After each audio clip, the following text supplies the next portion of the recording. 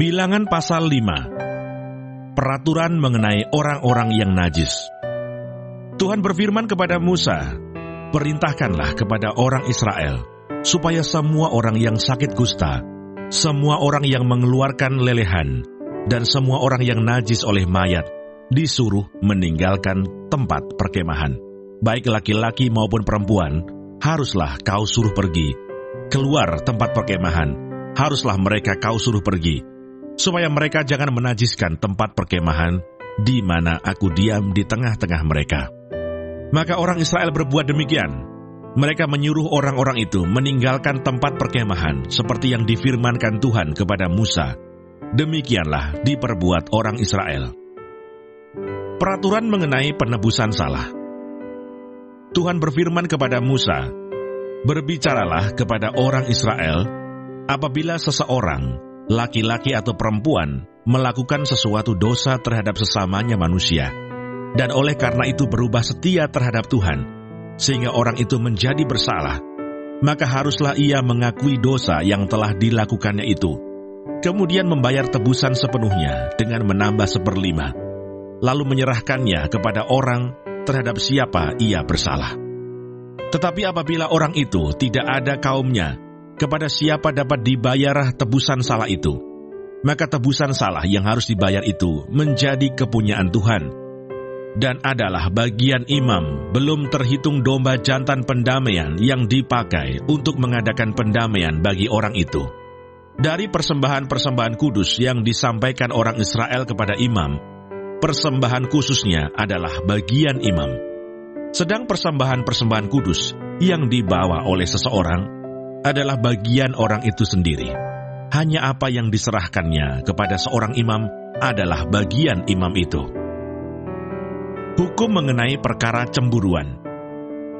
Tuhan berfirman kepada Musa, "Berbicaralah kepada orang Israel, dan katakanlah kepada mereka, apabila istri seseorang berbuat serong dan tidak setia terhadap suaminya, dan laki-laki lain tidur dan bersetubuh dengan perempuan itu, dengan tidak diketahui suaminya, karena tinggal rahasia bahwa perempuan itu mencemarkan dirinya, tidak ada saksi terhadap dia, dia tidak kedapatan, dan apabila kemudian roh cemburu menguasai suami itu, sehingga ia menjadi cemburu terhadap istrinya, dan perempuan itu memang telah mencemarkan dirinya, atau apabila roh cemburu menguasai suami itu, sehingga ia menjadi cemburu terhadap istrinya, walaupun perempuan itu tidak mencemarkan dirinya, maka haruslah orang itu membawa istrinya kepada imam.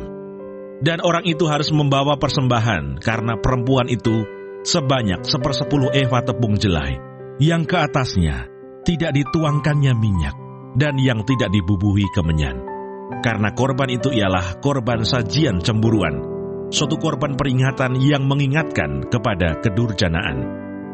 Maka haruslah imam menyuruh perempuan itu mendekat dan menghadapkannya kepada Tuhan.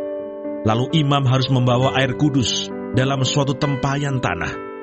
Kemudian harus memungut debu yang ada di lantai kemah suci dan membubuhnya ke dalam air itu. Apabila imam sudah menghadapkan perempuan itu kepada Tuhan, haruslah ia menguraikan rambut perempuan itu, lalu meletakkan korban peringatan, yakni korban sajian cemburuan, ke atas telapak tangan perempuan itu, sedang di tangan imam haruslah ada air pahit yang mendatangkan kutuk. Maka haruslah imam menyumpah perempuan itu dengan berkata kepadanya, "Jika tidak benar ada laki-laki yang tidur dengan engkau, dan jika tidak engkau berbuat serong kepada kecemaran, padahal engkau di bawah kuasa suamimu, maka luputlah engkau dari air pahit yang mendatangkan kutuk ini. Tetapi jika engkau, padahal engkau di bawah kuasa suamimu, berbuat serong dan mencemarkan dirimu, oleh karena orang lain dari suamimu sendiri bersetubuh dengan engkau, dalam hal ini haruslah imam menyumpah perempuan itu dengan sumpah kutuk, dan haruslah imam berkata kepada perempuan itu, maka Tuhan kiranya membuat engkau menjadi sumpah kutuk di tengah-tengah bangsamu, dengan mengempiskan pahamu dan mengembungkan perutmu. Sebab air yang mendatangkan kutuk ini akan masuk ke dalam tubuhmu untuk mengembungkan perutmu dan mengembiskan pahamu. Dan haruslah perempuan itu berkata, "Amin, amin." Lalu imam harus menuliskan kutuk itu pada sehelai kertas dan menghapusnya dengan air pahit itu. Dan ia harus memberi perempuan itu minum air pahit yang mendatangkan kutuk itu. Dan air itu akan masuk ke dalam badannya dan menyebabkan sakit yang pedih. Maka haruslah imam mengambil korban sajian cemburuan dari tangan perempuan itu, lalu mengunjukkannya ke hadapan Tuhan dan membawanya ke mezbah. Sesudah itu haruslah imam mengambil segenggam dari korban sajian itu sebagai bagian ingat-ingatannya dan membakarnya di atas mezbah. Kemudian memberi perempuan itu minum air itu. Setelah terjadi demikian, apabila perempuan itu memang mencemarkan dirinya dan berubah setia terhadap suaminya, air yang mendatangkan sumpah serapah itu akan masuk ke badannya dan menyebabkan sakit yang pedih, sehingga perutnya mengembung dan pahanya mengempis, dan perempuan itu akan menjadi sumpah kutuk di antara bangsanya. Tetapi apabila perempuan itu tidak mencemarkan dirinya, melainkan ia suci, maka ia akan bebas dan akan dapat beranak. Itulah hukum tentang perkara cemburuan. Kalau seorang perempuan telah berbuat serong dan mencemarkan dirinya, padahal ia di bawah kuasa suaminya, atau kalau roh cemburu menguasai seorang laki-laki, sehingga ia cemburu terhadap istrinya, ia harus menghadapkan perempuan itu kepada Tuhan, dan imam haruslah melaksanakan seluruh hukum ini kepada perempuan itu. Laki-laki itu akan bebas daripada salah, tetapi perempuan itu haruslah menanggung akibat kesalahannya.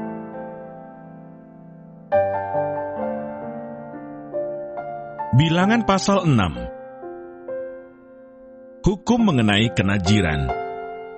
Tuhan berfirman kepada Musa, "Berbicaralah kepada orang Israel dan katakanlah kepada mereka, apabila seseorang laki-laki atau perempuan mengucapkan nasyar khusus, yakni nasyar orang Nasir, untuk mengkhususkan dirinya bagi Tuhan, maka haruslah ia menjauhkan dirinya dari anggur dan minuman yang memabukkan. Jangan meminum cuka anggur atau cuka minuman yang memabukkan, dan jangan meminum sesuatu minuman yang dibuat dari buah anggur, dan jangan memakan buah anggur, baik yang segar maupun yang kering. Selama waktu kenasirannya, janganlah ia makan sesuatu apapun yang berasal dari pohon anggur, dari bijinya sampai kepada pucuk rantingnya. Selama waktu nasarnya sebagai orang Nasir, janganlah pisau cukur lalu di kepalanya, sampai genap waktunya ia mengkhususkan dirinya bagi Tuhan. Haruslah ia tetap kudus dan membiarkan rambutnya tumbuh panjang. Selama waktunya ia mengkhususkan dirinya bagi Tuhan, janganlah ia dekat kepada mayat orang. Bahkan apabila mati ayahnya ataupun ibunya, saudaranya laki-laki ataupun saudaranya perempuan, janganlah ia menajiskan dirinya kepada mereka, sebab tanda kenasiran bagi Allahnya ada di atas kepalanya. Selama waktu kenasirannya, ia kudus bagi Tuhan. Tetapi apabila seseorang mati di dekatnya dengan sangat tiba-tiba, sehingga ia menajiskan rambut kenasirannya, maka haruslah ia mencukur rambutnya pada hari pentahirannya, yaitu pada hari yang ke-7, haruslah ia mencukurnya. Pada hari yang ke-8, haruslah ia membawa 2 ekor burung tekukur, atau 2 ekor anak burung merpati kepada imam, ke pintu kemah pertemuan. Maka haruslah imam mengolah yang seekor menjadi korban penghapus dosa, dan yang lain menjadi korban bakaran, dan mengadakan pendamaian bagi dia, oleh karena dia telah berdosa dengan berada dekat mayat. Pada hari itu juga, ia harus menguduskan kepalanya, dan mengkhususkan waktu kenasirannya bagi Tuhan. Ia harus membawa seekor domba jantan berumur setahun, menjadi korban penebus salah. Hari-hari yang sudah lewat dianggap batal karena rambut kenasirannya telah menjadi najis. Dan inilah hukum tentang seorang Nasir. Apabila waktu kenasirannya genap, ia harus dibawa ke pintu kemah pertemuan, dan ia harus mempersembahkan sebagai persembahannya kepada Tuhan seekor domba jantan berumur setahun yang tidak bercela untuk korban bakaran, dan seekor domba betina berumur setahun yang tidak bercela untuk korban penghapus dosa, dan seekor domba jantan yang tidak bercela untuk korban keselamatan. Juga sebakul roti yang tidak beragi, yakni roti bundar dari tepung yang terbaik, yang diolah dengan minyak, dan roti tipis yang tidak beragi, diolesi dengan minyak, serta dengan korban sajian dan korban-korban curahannya. Lalu haruslah imam membawa semuanya itu ke hadapan Tuhan dan mengolah korban penghapus dosa dan korban bakarannya. Domba jantan itu haruslah diolahnya sebagai korban keselamatan bagi Tuhan. Beserta sebakul roti yang tidak beragi itu, juga haruslah imam mengolah korban sajian dan korban curahannya. Maka haruslah orang Nasir itu mencukur rambut kenasirannya di depan pintu kemah pertemuan, lalu mengambil rambut kenasirannya itu dan melemparkannya ke dalam api yang di bawah korban keselamatan. Imam haruslah mengambil paha depan domba jantan itu sesudah dimasak dan satu roti bundar yang tidak beragi dari dalam bakul dengan satu roti tipis yang tidak beragi, lalu meletakkannya ke atas telapak tangan orang Nasir itu setelah orang ini mencukur rambut kenasirannya. Kemudian haruslah imam mengunjukkan semuanya itu ke hadapan Tuhan sebagai persembahan unjukan. Semuanya itu menjadi bagian kudus bagi imam, beserta dada persembahan unjukan dan beserta paha persembahan khusus. Sesudah itu, barulah boleh orang Nasir itu minum anggur. Itulah hukum tentang orang Nasir yang menasarkan persembahannya kepada Tuhan berdasarkan kenasirannya. Belum dihitung apa yang ia mampu mempersembahkan di samping itu, sesuai dengan bunyi nasar yang diikrarkannya.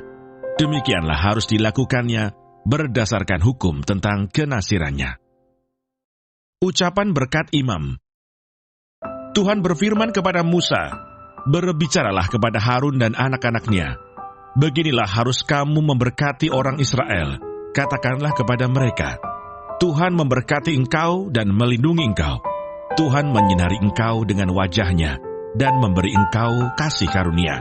Tuhan menghadapkan wajahnya kepadamu dan memberi engkau damai sejahtera. Demikianlah harus mereka meletakkan namaku atas orang Israel, maka aku akan memberkati mereka." Bilangan pasal 7.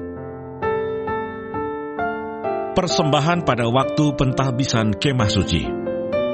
Pada waktu Musa selesai mendirikan kemah suci, diurapinya dan dikuduskannya itu dengan segala perabotannya, juga mezbah dengan segala perkakasnya. Dan setelah diurapi dan dikuduskannya semuanya itu, maka para pemimpin Israel, para kepala suku mereka, mempersembahkan persembahan. Mereka itu ialah para pemimpin suku yang bertanggung jawab atas pencatatan itu.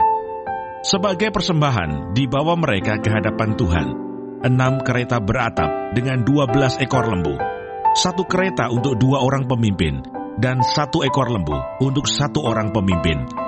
Lalu mereka membawa semuanya itu ke depan kemah suci. Kemudian Tuhan berfirman kepada Musa, "Terimalah semuanya itu dari mereka, supaya dipergunakan untuk pekerjaan pada kemah pertemuan. Berikanlah semuanya itu kepada orang Lewi, sesuai dengan keperluan pekerjaan masing-masing." Lalu Musa menerima kereta-kereta dan lembu-lembu itu, dan memberikannya kepada orang Lewi.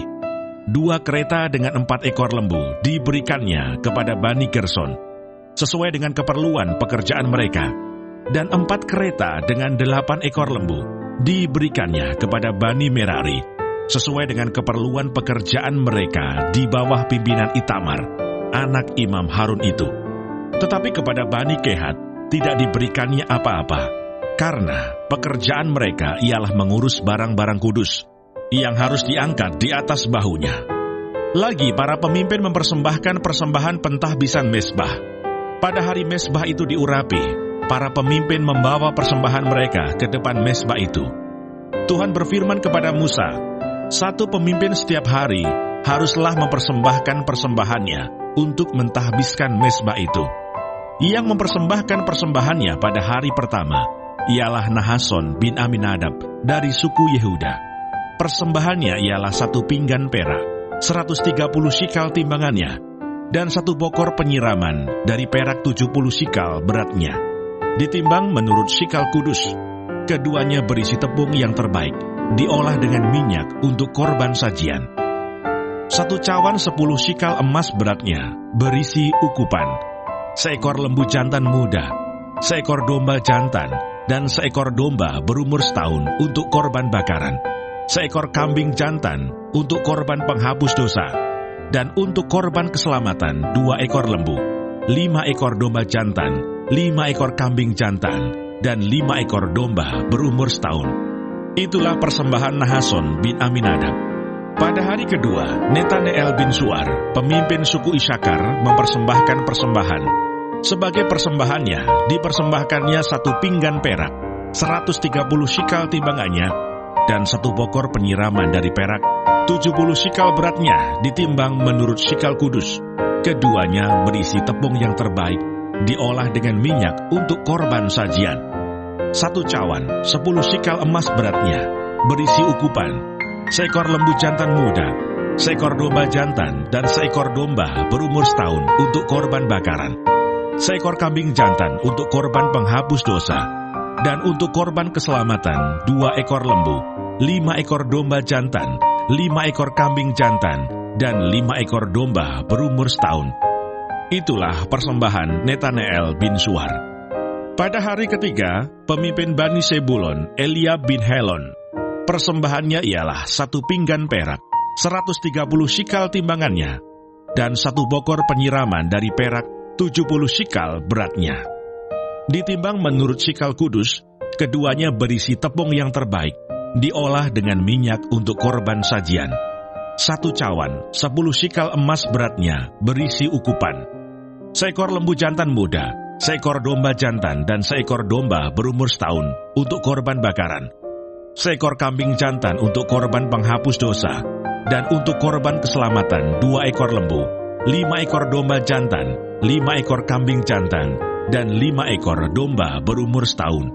Itulah persembahan Eliab bin Helon. Pada hari keempat, pemimpin Bani Ruben, Elisur bin Sedeur, persembahannya ialah 1 pinggan perak, 130 shikal timbangannya, dan 1 bokor penyiraman dari perak, 70 shikal beratnya, ditimbang menurut shikal kudus. Keduanya berisi tepung yang terbaik, diolah dengan minyak untuk korban sajian. 1 cawan, 10 shikal emas beratnya, berisi ukupan, seekor lembu jantan muda, seekor domba jantan, dan seekor domba berumur setahun untuk korban bakaran, seekor kambing jantan untuk korban penghapus dosa, dan untuk korban keselamatan 2 ekor lembu, 5 ekor domba jantan, 5 ekor kambing jantan, dan 5 ekor domba berumur setahun. Itulah persembahan Elisur bin Sedeur. Pada hari kelima, pemimpin Bani Simeon, Selumiel bin Suris Shaddai, persembahannya ialah 1 pinggan perak, 130 shikal timbangannya, dan 1 bokor penyiraman dari perak, 70 shikal beratnya, ditimbang menurut shikal kudus. Keduanya berisi tepung yang terbaik, diolah dengan minyak untuk korban sajian.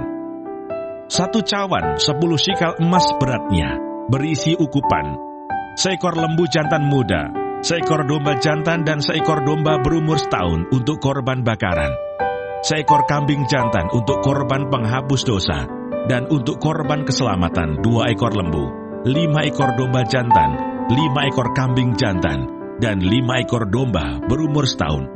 Itulah persembahan Selumiel bin Surisadai. Pada hari ke-6, pemimpin Bani Gad, Eliasaf bin Rehuel, persembahannya ialah 1 pinggan perak, 130 shikal timbangannya, dan 1 bokor penyiraman dari perak, 70 shikal beratnya, ditimbang menurut shikal kudus. Keduanya berisi tepung yang terbaik, diolah dengan minyak untuk korban sajian. 1 cawan, 10 shikal emas beratnya, berisi ukupan, seekor lembu jantan muda, seekor domba jantan, dan seekor domba berumur setahun untuk korban bakaran, seekor kambing jantan untuk korban penghapus dosa, dan untuk korban keselamatan 2 ekor lembu, 5 ekor domba jantan, 5 ekor kambing jantan, dan 5 ekor domba berumur setahun. Itulah persembahan Eliasaf bin Rehuel. Pada hari ke-7, pemimpin Bani Efraim, Elisama bin Amihud, persembahannya ialah 1 pinggan perak, 130 shikal timbangannya, dan 1 bokor penyiraman dari perak, 70 shikal beratnya, ditimbang menurut shikal kudus. Keduanya berisi tepung yang terbaik, diolah dengan minyak untuk korban sajian. 1 cawan 10 shikal emas beratnya, berisi ukupan, seekor lembu jantan muda, seekor domba jantan, dan seekor domba berumur setahun untuk korban bakaran, seekor kambing jantan untuk korban penghapus dosa, dan untuk korban keselamatan 2 ekor lembu, 5 ekor domba jantan, 5 ekor kambing jantan, dan 5 ekor domba berumur setahun. Itulah persembahan Elisama bin Amihud. Pada hari ke-8, pemimpin Bani Manasye, Gamaliel bin Pedasur. Persembahannya ialah 1 pinggan perak, 130 shikal timbangannya, dan 1 bokor penyiraman dari perak, 70 shikal beratnya, ditimbang menurut shikal kudus. Keduanya berisi tepung yang terbaik, diolah dengan minyak untuk korban sajian. 1 cawan 10 shikal emas beratnya, berisi ukupan, seekor lembu jantan muda, seekor domba jantan, dan seekor domba berumur setahun untuk korban bakaran, seekor kambing jantan untuk korban penghapus dosa, dan untuk korban keselamatan 2 ekor lembu, 5 ekor domba jantan, 5 ekor kambing jantan, dan 5 ekor domba berumur setahun. Itulah persembahan Gamaliel bin Pedasur. Pada hari ke-9, pemimpin Bani Benyamin, Abidan bin Gedeoni. Persembahannya ialah 1 pinggan perak, 130 shikal timbangannya, dan 1 bokor penyiraman dari perak, 70 shikal beratnya, ditimbang menurut shikal kudus. Keduanya berisi tepung yang terbaik, diolah dengan minyak, untuk korban sajian. 1 cawan 10 shikal emas beratnya, berisi ukupan, seekor lembu jantan muda, seekor domba jantan, dan seekor domba berumur setahun untuk korban bakaran, seekor kambing jantan untuk korban penghapus dosa, dan untuk korban keselamatan 2 ekor lembu, 5 ekor domba jantan, 5 ekor kambing jantan, dan 5 ekor domba berumur setahun.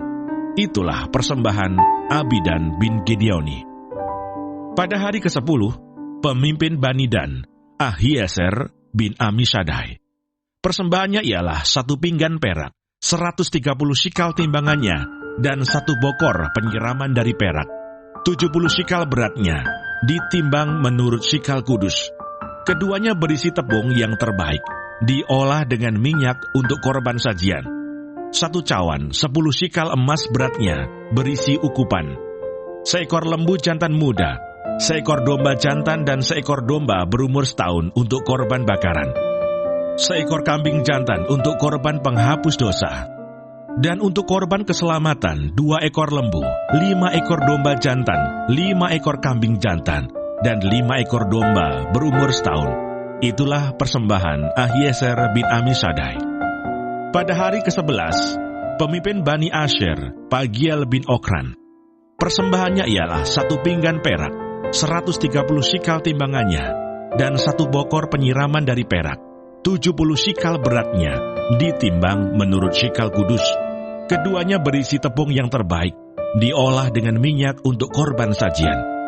1 cawan 10 shikal emas beratnya, berisi ukupan, seekor lembu jantan muda, seekor domba jantan, dan seekor domba berumur setahun untuk korban bakaran, seekor kambing jantan untuk korban penghapus dosa, dan untuk korban keselamatan 2 ekor lembu, 5 ekor domba jantan, 5 ekor kambing jantan, dan 5 ekor domba berumur setahun. Itulah persembahan Pagiel bin Okran. Pada hari ke-12, pemimpin Bani Naftali, Ahira bin Enan. Persembahannya ialah 1 pinggan perak, 130 shikal timbangannya, dan 1 bokor penyiraman dari perak, 70 shikal beratnya, ditimbang menurut shikal kudus. Keduanya berisi tepung yang terbaik, diolah dengan minyak untuk korban sajian. 1 cawan 10 shikal emas beratnya, berisi ukupan, seekor lembu jantan muda, seekor domba jantan, dan seekor domba berumur setahun untuk korban bakaran, seekor kambing jantan untuk korban penghapus dosa, dan untuk korban keselamatan 2 ekor lembu, 5 ekor domba jantan, 5 ekor kambing jantan, dan 5 ekor domba berumur setahun. Itulah persembahan Ahira bin Enan. Itulah persembahan pentahbisan mezbah pada hari mezbah itu diurapi dari pihak para pemimpin Israel, yaitu 12 pinggan perak, 12 bokor penyiraman dari perak, 12 cawan emas, Beratnya tiap-tiap pinggan adalah 130 shikal perak, dan beratnya tiap-tiap bokor penyiraman adalah 70 shikal. Segala perak perkakas-perkakas itu ada 2.400 shikal beratnya, ditimbang menurut shikal kudus.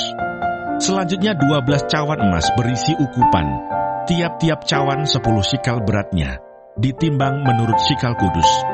Segala emas cawan itu ada 120 shikal beratnya.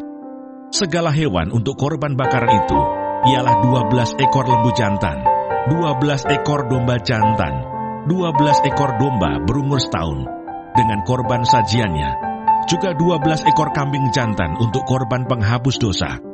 Segala hewan korban keselamatan itu ialah 24 ekor lembu jantan, 60 ekor domba jantan, 60 ekor kambing jantan, 60 ekor domba berumur setahun. Itulah persembahan pentahbisan mezbah sesudah mezbah itu diurapi. Apabila Musa masuk ke dalam kemah pertemuan untuk berbicara dengan dia, maka ia mendengar suara yang berfirman kepadanya dari atas tutup pendamaian yang di atas tabut hukum Allah, dari antara kedua kerup itu. Demikianlah ia berfirman kepadanya.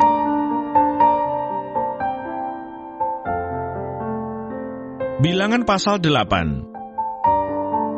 Kandil. Tuhan berfirman kepada Musa, "Berbicaralah kepada Harun dan katakanlah kepadanya, apabila engkau memasang lampu-lampu itu, haruslah ketujuh lampu itu menerangi yang di sebelah depan kandil. Demikianlah diperbuat Harun. Di sebelah depan kandil dipasangnyalah lampu-lampunya, seperti yang diperintahkan Tuhan kepada Musa. Dan beginilah kandil itu dibuat dari emas tempaan. Kandil itu tempaan, baik kakinya maupun kembangnya, sesuai dengan apa yang telah diperlihatkan Tuhan kepada Musa. Demikianlah kandil itu dibuatnya." Pentahbisan orang Lewi. Tuhan berfirman kepada Musa, "Ambillah orang Lewi dari tengah-tengah orang Israel dan tahirkanlah mereka. Beginilah harus kau lakukan kepada mereka untuk mentahirkan mereka. Percikanlah kepada mereka air penghapus dosa. Kemudian haruslah mereka mencukur seluruh tubuhnya dan mencuci pakaiannya, dan dengan demikian mentahirkan dirinya. Sesudah itu haruslah mereka mengambil seekor lembu jantan muda dengan korban sajiannya dari tepung yang terbaik, diolah dengan minyak. Juga seekor lembu jantan muda yang lain haruslah kau ambil untuk korban penghapus dosa. Selanjutnya haruslah kau suruh orang Lewi mendekat ke depan kemah pertemuan, dan kau panggil berkumpul segenap umat Israel. Apabila engkau telah menyuruh orang Lewi mendekat ke hadapan Tuhan, maka haruslah orang Israel meletakkan tangannya atas orang Lewi itu, dan Harun harus mengunjukkan orang Lewi itu sebagai persembahan unjukan dari antara orang Israel di hadapan Tuhan. Dan demikianlah mereka diuntukkan melakukan pekerjaan jabatannya bagi Tuhan. Setelah orang Lewi meletakkan tangannya atas kepala lembu-lembu jantan muda itu, maka haruslah yang seekor diolah sebagai korban penghapus dosa, dan yang lain sebagai korban bakaran bagi Tuhan, untuk mengadakan pendamaian bagi orang Lewi. Maka haruslah engkau menghadapkan orang Lewi kepada Harun dengan anak-anaknya, dan mengunjukkan mereka sebagai persembahan unjukan bagi Tuhan. Demikianlah harus engkau mentahirkan mereka dari tengah-tengah orang Israel, supaya orang Lewi itu menjadi kepunyaanku. Barulah sesudah itu, orang Lewi boleh masuk untuk melakukan pekerjaan jabatannya pada kemah pertemuan, sesudah engkau mentahirkan mereka dan mengunjukkan mereka sebagai persembahan unjukan.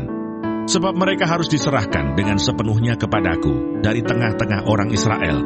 Ganti semua yang terdahulu lahir dari kandungan, yakni semua anak sulung yang ada pada orang Israel, telah kuambil mereka bagiku. Sebab semua anak sulung yang ada pada orang Israel, baik dari manusia maupun dari hewan, adalah kepunyaanku. Pada waktu aku membunuh semua anak sulung di tanah Mesir, aku telah menguduskan semuanya bagiku. Maka aku mengambil orang Lewi, ganti semua anak sulung yang ada pada orang Israel, dan aku menyerahkan orang Lewi dari tengah-tengah orang Israel sebagai pemberian kepada Harun dan anak-anaknya untuk melakukan segala pekerjaan jabatan bagi orang Israel di kemah pertemuan. dan untuk mengadakan pendamaian bagi orang Israel, supaya orang Israel jangan kena tulah apabila mereka mendekat ke tempat kudus. Lalu Musa, Harun dan segenap umat Israel melakukan yang demikian kepada orang Lewi, tepat seperti yang diperintahkan Tuhan kepada Musa mengenai orang Lewi. Demikianlah dilakukan orang Israel kepada mereka. Orang Lewi itu menghapus dosa dari dirinya dan mencuci pakaian mereka. Kemudian Harun mengunjukkan mereka sebagai persembahan unjukan di hadapan Tuhan dan mengadakan pendamaian bagi mereka sambil mentahirkan mereka. Sesudah itu masuklah orang Lewi untuk melakukan pekerjaan jabatan mereka di kemah pertemuan di bawah pengawasan Harun dan anak-anaknya, seperti yang diperintahkan Tuhan kepada Musa mengenai orang Lewi. Demikianlah dilakukan kepada mereka. Awal dan akhir masa kerja orang Lewi. Tuhan berfirman kepada Musa, "Inilah yang berlaku bagi orang Lewi. Setiap orang yang berumur 25 tahun ke atas wajib bertugas, supaya ia bekerja pada kemah pertemuan. Tetapi jika ia berumur 50 tahun, haruslah ia dibebaskan dari pekerjaan itu, sehingga tak usah ia bekerja lebih lama lagi. Ia boleh membantu saudara-saudaranya di kemah pertemuan dalam menjalankan tugas mereka. Tetapi tidak usah lagi ia menjabat pekerjaan itu. Demikianlah harus kau lakukan kepada orang Lewi mengenai tugas mereka." Bilangan pasal 9. Ketetapan-ketetapan mengenai perayaan Paskah. Tuhan berfirman kepada Musa di padang gurun Sinai, pada bulan yang pertama tahun yang kedua, sesudah mereka keluar dari tanah Mesir. Orang Israel harus merayakan Paskah pada waktunya, pada hari yang ke-14 bulan ini, pada waktu senja. Haruslah kamu merayakannya pada waktu yang ditetapkan. Menurut segala ketetapan dan peraturannya, haruslah kamu merayakannya. Lalu Musa menyuruh orang Israel merayakan Paskah. Maka mereka merayakan Paskah pada bulan yang pertama, pada hari yang ke-14 bulan itu, pada waktu senja di padang gurun Sinai. Tepat seperti yang diperintahkan Tuhan kepada Musa, demikianlah dilakukan orang Israel. Tetapi ada beberapa orang yang najis oleh karena mayat, sehingga tidak dapat merayakan Paskah pada hari itu. Mereka datang menghadap Musa dan Harun pada hari itu juga, lalu berkata kepadanya, "Sungguh pun kami najis oleh karena mayat. Dengan dasar apakah kami dicegah mempersembahkan persembahan bagi Tuhan di tengah-tengah orang Israel pada waktu yang ditetapkan?" Lalu jawab Musa kepada mereka, "Tunggulah dahulu, aku hendak mendengar apa yang akan diperintahkan Tuhan mengenai kamu." Lalu berfirmanlah Tuhan kepada Musa, "Katakanlah kepada orang Israel, apabila salah seorang di antara kamu atau keturunanmu najis oleh karena mayat, atau berada dalam perjalanan jauh, maka ia harus juga merayakan Paskah bagi Tuhan. Pada bulan yang kedua, pada hari yang ke-14, pada waktu senja, haruslah orang-orang itu merayakannya, beserta roti yang tidak beragi, dan sayur pahit, haruslah mereka memakannya. Janganlah mereka meninggalkan sebagian daripadanya sampai pagi, dan satu tulang pun tidak boleh dipatahkan mereka. Menurut segala ketetapan Paskah, haruslah mereka merayakannya. Sebaliknya, orang yang tidak najis dan tidak dalam perjalanan tetapi lalai merayakan Paskah, orang itu harus dilenyapkan dari antara orang-orang sebangsanya, sebab ia tidak mempersembahkan persembahan yang kepada Tuhan pada waktunya. Orang itu akan menanggung akibat dosanya. Apabila seorang asing yang telah menetap padamu hendak merayakan Paskah bagi Tuhan, maka haruslah ia merayakannya menurut segala ketetapan dan peraturan Paskah. Satu ketetapan harus berlaku bagi kamu, baik bagi orang asing maupun bagi orang Israel asli. Tiang awan memimpin perjalanan Israel. Pada hari didirikan kemah suci, maka awan itu menutupi kemah suci, kemah hukum Allah. Dan pada waktu malam sampai pagi, awan itu ada di atas kemah suci, kelihatan seperti api. Demikianlah selalu terjadi. Awan itu menutupi kemah, dan pada waktu malam kelihatan seperti api. Dan setiap kali awan itu naik dari atas kemah, maka orang Israel pun berangkatlah. Dan di tempat awan itu diam, Di sanalah orang Israel berkemah. Atas titah Tuhan orang Israel berangkat, dan atas titah Tuhan juga mereka berkemah. Selama awan itu diam di atas kemah suci, mereka tetap berkemah. Apabila awan itu lama tinggal di atas kemah suci, maka orang Israel memelihara kewajibannya kepada Tuhan, dan tidaklah mereka berangkat. Ada kalanya awan itu hanya tinggal beberapa hari di atas kemah suci, maka atas titah Tuhan mereka berkemah, dan atas titah Tuhan juga mereka berangkat. Ada kalanya awan itu tinggal dari petang sampai pagi. Ketika awan itu naik pada waktu pagi, mereka pun berangkatlah, baik pada waktu siang, baik pada waktu malam. Apabila awan itu naik, mereka pun berangkatlah.